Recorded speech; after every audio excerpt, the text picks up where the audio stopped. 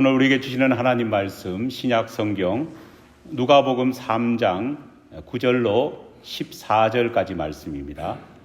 누가복음 3장 9절에서 14절까지 말씀, 주신 하나님 말씀 제가 봉독해 올리겠습니다.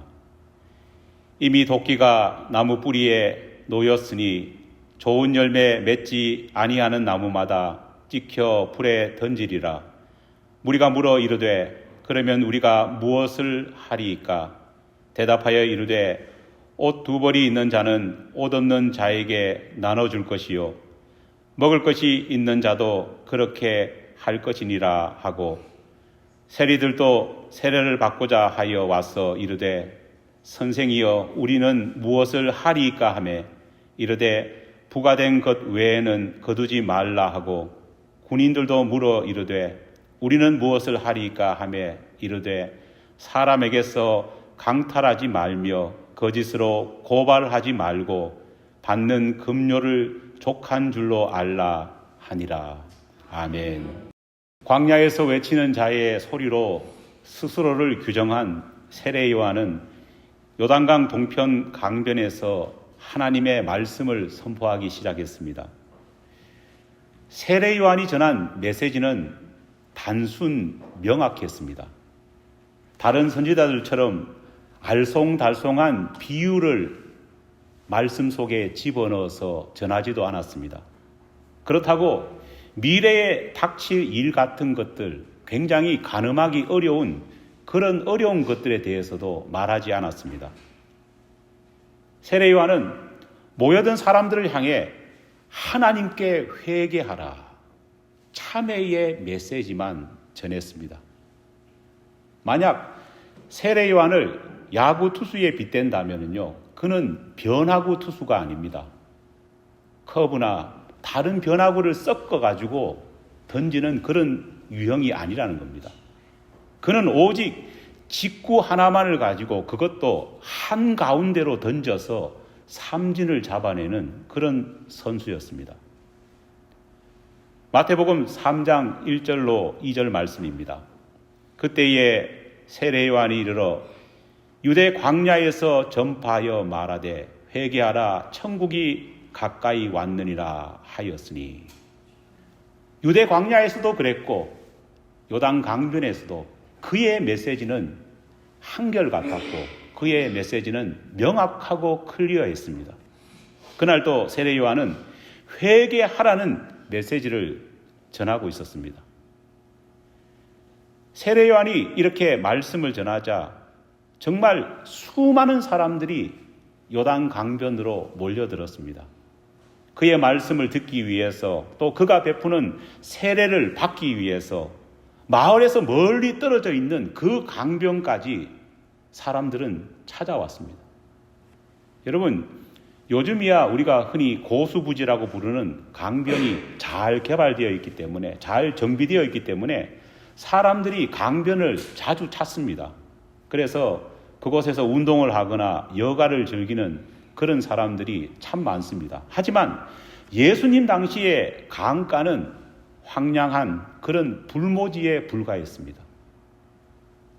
그렇게 사람들이 접근하기도 쉽지 않는 그런 곳에서 세례 요한은 말씀 사역을 시작한 것입니다.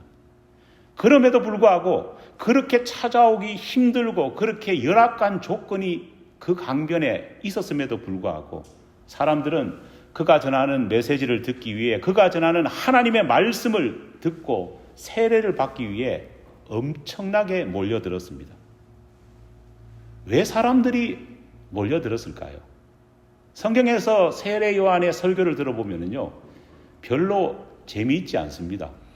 그렇다고 설교가 유머스럽냐? 그렇지도 않습니다. 사람의 마음을 상하기 딱 좋을 만큼 그렇게 직설적으로 설교했습니다. 하지만 수많은 사람들이 강변으로 모여들었습니다. 왜 그랬을까요? 이유는 모든 사람들의 마음 한구석에 회개가 필요하다는 회개의 필요성을 절실하게 느끼고 있었기 때문입니다.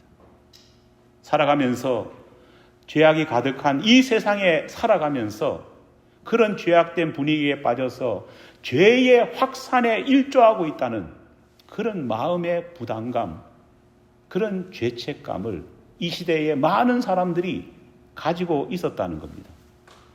그 사실에 절감하고 있었다는 겁니다. 이대로 살다가는 필경 나 같은 인간은 지옥 갈 수밖에 없을 거야. 이대로 죄 지으면서 살다가는 하나님의 심판을 면할 수 없을 거야. 정말 거대한 공감대가 만들어지고 있었던 것입니다. 그래서 사람들은 죄사함을 받을 수 있는 비결을 알기 위해, 지은 죄를 회개할 방법을 찾기 위해 그곳으로 몰려들었던 겁니다. 그렇게 모인 수많은 인파들을 향해 세례 요한은 이렇게 말했습니다. 누가복음 3장 8절 말씀입니다. 그러므로 회개에 합당한 열매를 맺으라. 세례 요한이 알려준 회개 방법, 그 회개 방법은 어렵지 않습니다. 누가 들어도 바로 알 수 있을 만큼 세례 요한은 아주 구체적이고 단순 명료한 방법들을 무리들에게 제시했습니다. 세례 요한이 제시한 그 회개의 방법들을 들으면서요, 오래 고민할 필요도 없는 그런 분명한 해답의 말씀이었습니다. 지금까지 살면서 그들은 회당에서, 성전에서 하나님의 말씀을 배워왔습니다. 그 마음속에 올라오는 하나님의 말씀과 또 양심 깊숙이 들어있는 하나님이 주신 선한 양심에 따라서 좋은 열매를 그저 맺으면서 살아가면 될 뿐입니다. 하지만 사람들은 이렇게 명확한 해답을 제시한 세례 요한에게 이렇게 질문합니다. 10절 말씀입니다. 무리가 물어 이르되 그러하면 우리가 무엇을 하리이까? 12절입니다. 세리들도 세례를 받고자 하여 와서 이르되 선생이여 우리는 무엇을 하리이까 하매. 14절입니다. 군병들도 물어 이르되 우리는 무엇을 하리이까 하매. 다양한 사람들이 세례 요한을 향해 질문합니다. 불특정한 무리들도, 세리들도, 그리고 군인들도 폭풍 질문을 하기 시작했습니다. 그런데 놀랍게도 그들이 하는 질문이 어떻습니까? 똑같다는 것입니다. 우리가 무엇을 하리이까? 하나님께 지은 죄를 회개하고 회개에 합당한 열매를 맺는 삶을 살면 된다. 그 열매를 삶 속에서 맺어라. 명확하고 분명하게 세례 요한은 가르쳤음에도 불구하고 그들은 여전히 I don't understand it. 이해를 못하겠습니다. 모르겠습니다. 말하면서요. 그렇게 계속 우리가 무엇을 해야 합니까? 질문을 해야 되는 겁니다. 정말 하나님의 말씀이, 세례 요한이 선포한 하나님의 메시지가 어려웠기 때문에, 이해하기 힘들었기 때문에 이런 질문을 하고 있는 것일까요? 구약 성경 신명기 30장 11절로 14절 말씀을 보면 아주 흥미로운 하나님의 말씀이 기록되어 있습니다. 신명기 30장은 모세가 율법과 십계명을 받은 지 40주년이 되던 해에 가나안 정복을 앞두고 다시 광야에서 태어난 출애굽 2세대들에게 하나님이 주신 율법과 하나님 주신 말씀을 잊지 말라고 일깨워주는 설교가 바로 신명기 30장의 설교입니다.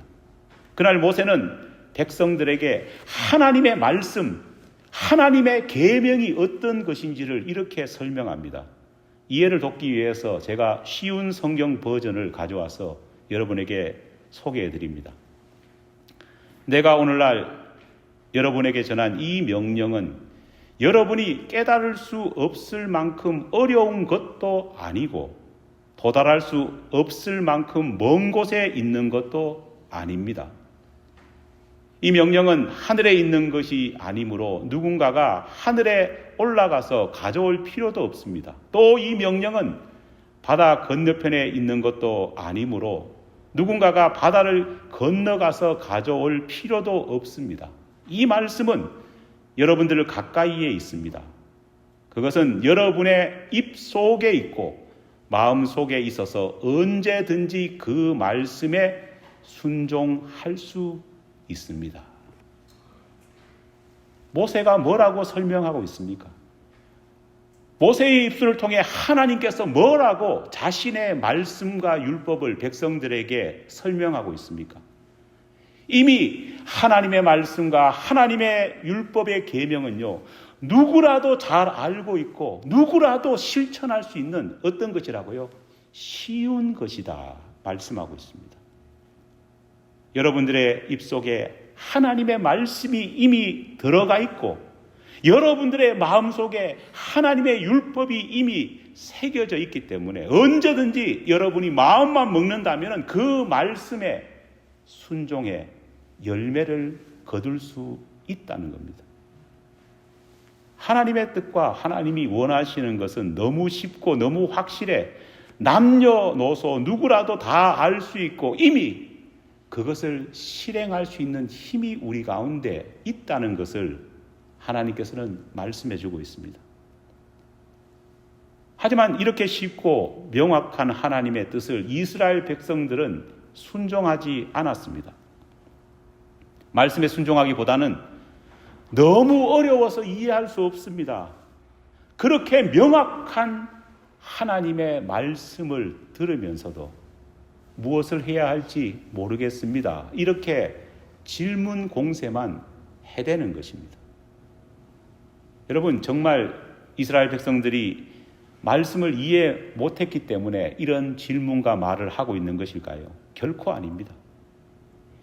이해하기 어렵고 무언가 실천하기가 너무 힘들기 때문에 이렇게 반응하고 있는 것이 아닙니다. 진짜 이유가 뭘까요? 진짜 이유는 하나님의 말씀대로 살고 싶지 않기 때문입니다. 하나님의 뜻대로 사는 것이 싫기 때문에 이런 반응을 하는 겁니다. 마치 우리가 아이들 키울 때에 어린아이가 학교 가기 싫으면 꼭 뭐라고 말합니까? 배 아프다고 말하는 거와 똑같습니다. 오늘 배 아프니까 오늘 하루 쉬어라 말하면은요, 그 말 떨어지는 순간 다음부터 어떻게 합니까? 냉장고 열어가 막 먹어대기 시작합니다. 기적이 일어납니다. 금세 낫는 기적이 일어나는 것과 똑같은 것입니다. 이것은 이해력 부족의 문제 때문에 발생하는 것이 아닙니다. 이것은 마음 없음의 문제와 관련되어 있다는 겁니다. 심지어 우리가 무엇을 하리까? 이 질문을 받은 세례 요한은요, 그 질문에 대해서 다시 친절하게 더욱더 분명하고 명확한 답을 그들에게 주었습니다. 하지만 이해하지 못하겠습니다라는 사람들의 원성은 그치지 않고 무엇을 해야 하겠습니까? 도대체 우리가 뭘 해야 합니까? 이 질문은요, 끝없이 계속 반복되었습니다. 오늘 본문 말씀 읽어보면 재미있습니다. 무리들이 방금 같은 질문을 했습니다. 그러자 세례 요한은 이 무리들을 향해서요, 정확한 대답을 해주었습니다. 이 대답을 옆에서 지켜보고 있던 세리들이 있었습니다. 그런데 이 명확한 대답을 듣고도 세리들이 어떻게 합니까? 똑같은 질문을 또 해댑니다. 세례 요한 화내지 않고 다시금 분명한 해답을 제시해 줍니다. 그 해답을 제시하는 것을요, 옆에 군인들도 지켜보고 있고 들었습니다. 그런데 해답 제시하는 것이 끝나자마자 다시 군인들이 뭐라고 말합니까? 똑같은 질문을 다시 하고 있다는 겁니다. 여러분, 워드 샐러드라고 하는 말이 요즘 유행합니다. 의미 없는 말을 계속 늘어놓는 겁니다. 질문을 해도 동문서답하는 겁니다. 요즘 미국 대선 후보 가운데 한 분이 이런 화법을 구사해가지고 이 말이 굉장히 유행하고 있습니다. 그날 세례 요한 주변에 모였던 사람들은요, 끝없이 워드 샐러드를 버무리고 있는 것입니다. 옷이 두 벌 있는 사람들은 옷 없는 사람들에게 하나를 나눠 주어라. 먹을 것이 남는 사람도 그렇게 하여라. 합법적으로 거두는 것 외에 부당한 것을 착복하지 말거라. 거짓으로 사람들을 고발해 뇌물을 받아 먹지 말고 정상적인 월급에 만족하며 살아라. 세례요한은 인내를 가지고 질문하는, 우리가 무엇을 하여야 하리까? 그렇게 질문하는 사람들을 향해서 이렇게 명확하게 계속해서 답을 줍니다. 하지만 도무지 이해하려 하지도 않고 들으려 하지도 않는다는 것입니다. 헬라어로 회개는 메타노이아라고 하는 단어를 사용합니다. 메타노이아, 회개는 한마디로 말하면요, 마음 바꾸기입니다. 먼저 마음이 바뀌어야지 뭐가 시작될까요? 회개가 시작되는 겁니다. 여러분, 회개한 사람들은 주변 사람들로부터 어떤 말을 듣느냐? 왜 저래? 제가 죽을 때가 됐나? 참 별일이야. 오래 살고 보니까 저놈이 저렇게 변하는 모습을 다 보네. 이런 조소 섞인 말을 들을 수밖에 없습니다. 만약에 누군가가 이런 말을 듣는다면요, 우리는 어떻게 해야 될까요? 그 사람을 크게 격려해 주어야 합니다. 왜냐하면 내 마음의 변화가 주변 사람들의 눈에 보이기 시작한다는 것을 의미하기 때문입니다. 회개는 바뀐 마음에 따라서 우리의 행동 거지가 달라지는 것을 뜻합니다. 그런데 우리가 기억해야 될 것이 있습니다.